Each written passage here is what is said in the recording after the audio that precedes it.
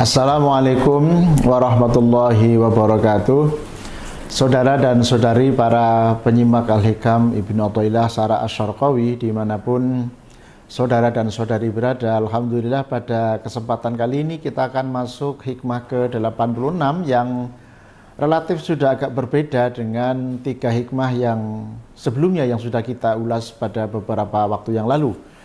Di hikmah ke-86 ini Ibnu Athaillah memberikan contoh ekstrim ya dalam kehidupan kita sehari-hari, diberi banyak hal-hal yang sifatnya duniawi tapi tidak diberi banyak kesempatan untuk memiliki waktu beribadah kepada Allah, atau sebaliknya ya diberi banyak waktu untuk bisa beribadah kepada Allah tapi tidak diberi banyak hal-hal yang sifatnya duniawi. Contoh yang memang ekstrim tapi mudah-mudahan kita bisa mengambil i'tibar atau mengambil pesan yang baik dari hikmah ke-86 ini. Bismillahirrahmanirrahim. Rubama a'toka famana'aka wa rubama mana'aka fa'a'toka. Ini kalimatnya pendek tetapi sangat komprehensif, message yang bisa kita dapatkan atau pesan yang kita dapatkan. Rubama a'toka, kadang-kadang Allah memberimu atau Allah terkadang memberikan kepada kita syai'an, terhadap sesuatu, memberi sesuatu ya, minat dunia, dari hal-hal yang sifatnya duniawi, waladzatiha, dan juga kenikmatan duniawi. Terkadang Allah memberikan banyak kesenangan, kemudahan, dan hal-hal yang sifatnya bendawi atau duniawi kepada kita. Famana'a moko nyegah sapa Allah. Allah itu mencegah ka terhadapmu at-taufiqo, terhadap pertolongan, at-taufiqo ing pitulung li taatihi maring taat maring Gusti Allah, terhadap taat kepada Allah, wal iqbala, dan menghadap alaihi terhadap Allah, wal fahma sekaligus memahami anhu terhadap urusan-urusan yang bersifat ilahiyah atau urusan-urusan yang terkait dengan Tuhan. Apa makna dari frasa pertama ini, saudaraku yang saya hormati? Jadi Allah memberikan, jadi ilustrasi yang diberikan oleh Ibnu Athaillah adalah 2 contoh ekstrim atau 2 ilustrasi ekstrim ya terhadap hamba.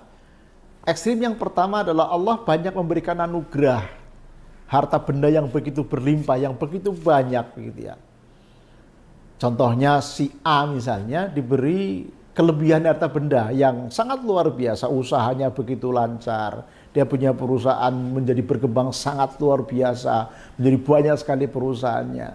Atau dia yang misalnya meniti karirnya mentereng gitu ya, atau karirnya juga cemerlang, cepat sekali naik pangkat, cepat sekali mendapatkan kedudukan yang tinggi misalnya. Atau hal-hal lain yang semuanya itu bersifat duniawi ya.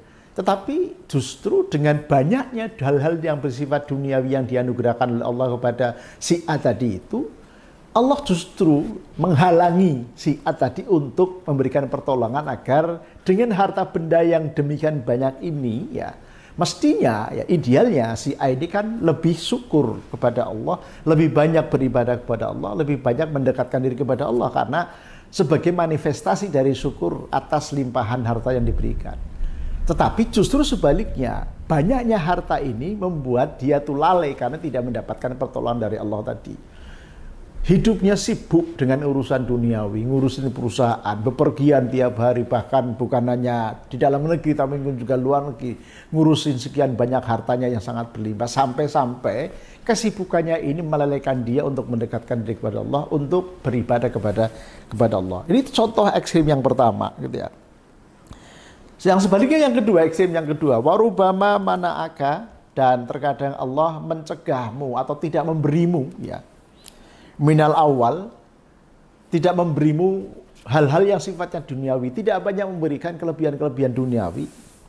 Fa'a'toka, tapi kemudian Allah memberimu asani, memberi hal yang kedua, yakni memberi kesempatan untuk banyak beribadah kepada Allah.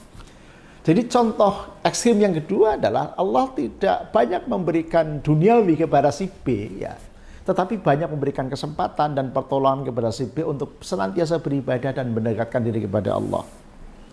Nah, penjelasannya faman ullahi laka. Adapun pencegahan Allah oleh nyegahi Gusti Allah laka maring sira laka terhadapmu min naili syahwatika waladzatika dalam memperoleh kesenangan-kesenanganmu dan kenikmatan-kenikmatan kamu yang sifatnya duniawi tadi itu wasukuni ma'asayyi adatika dan tenangnya kamu dalam kondisi sedemikian ya.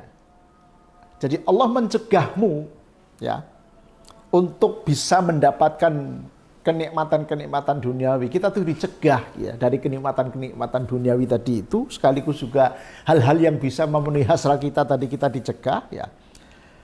Itu merupakan ata'un jazilun minhu. Pada hakikatnya hal yang seperti ini merupakan pemberian yang sangat agung dari Allah.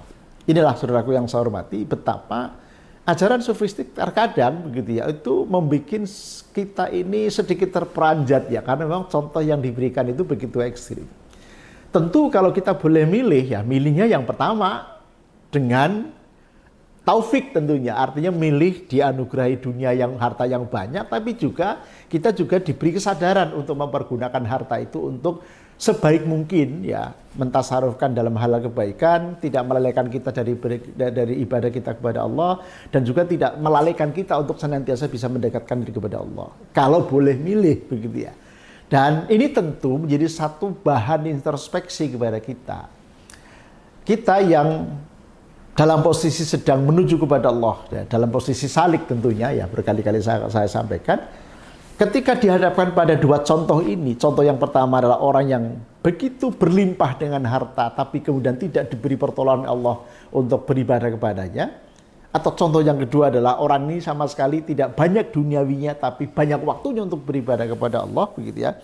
Maka yang mesti kemudian harus kita ambil pelajaran adalah ketika kita dihadapkan pada contoh yang pertama, maka tentu kita mencoba menghindari dan berusaha sekeras mungkin kita menghindari.